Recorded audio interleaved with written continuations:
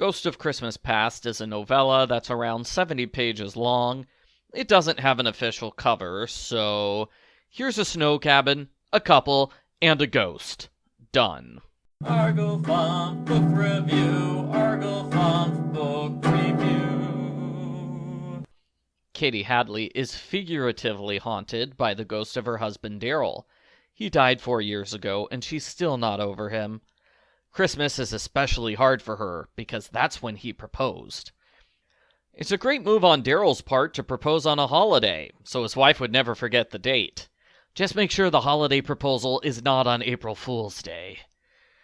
Due to a bad storm, Katie's car goes off-road and crashes in the woods. She's rescued by the reclusive Mack McKinnon. Mack's leg was injured in the army. Ever since then, he has lived in a remote cabin far away from everyone else. Katie and Mack both find each other devastatingly attractive.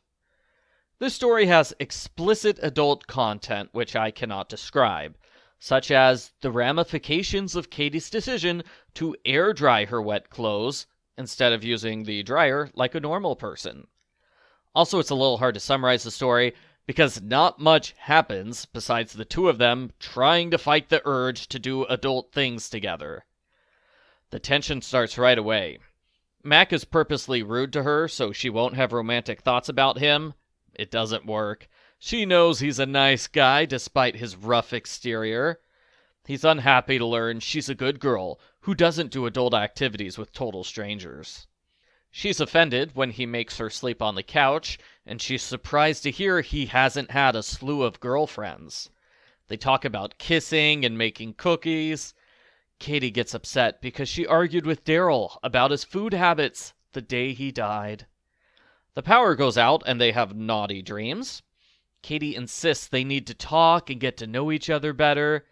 They start to legitimately like each other, to the point where they want to date for real once the snowstorm is over. They make out passionately, and Mack tells Katie she needs to stop being so obsessed with the past. They decorate for Christmas, and they engage in a marathon of adult activities. On Christmas Day, Mack meets her family members. He overhears Katie tell her sister how much she loves him.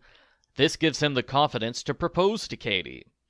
Katie's dad and brother are surprisingly okay with her marrying a man she just met a few days ago.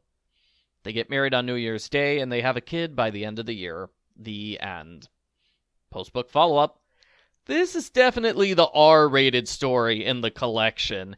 Even if you skip over the one chapter where they do adult things, there are still plenty of references to adult things. The story manages to be somewhat fast-paced, and the author is clearly talented. It can't be easy to write a story with two people alone in a cabin for 50 pages, without running out of things to do or getting repetitive. I half believe these two would make a good couple, although I'm pretty sure they would not be together if they met under other circumstances, like at a grocery store. Overall, how much you like the story will probably hinge on your tolerance for explicit stories. I suppose it could be edited down to be non-explicit, but that would make it much shorter and less believable. I give The Ghost of Christmas Past a 4 out of 10.